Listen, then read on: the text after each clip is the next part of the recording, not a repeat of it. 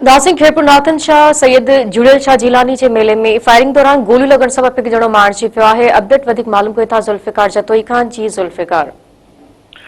जी सैयद जुड़ेल शाह जिलानी जो मेलो हलंदड़ आहे जंहिंमें राति फायरिंग जो वाक़ियो पेश आयो आहे, जंहिंमें हिकु ॼणो क़तल थी वियो आहे ऐं ॿ ॼणा ज़ख़्मी थी विया आहिनि।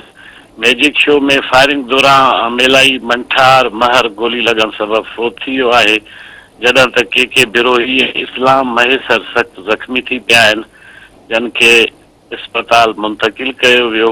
ज़ख़्मियुनि जी गिनती जोगी हालत हुजण करे खेनि लाड़काणा रेफर कयो वियो आहे।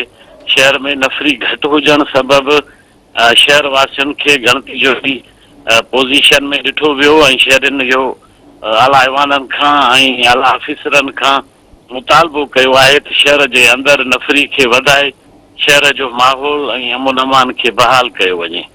जी जुल्फिकार, अपडेट का आगाह करण जे लाइ महिरबानी।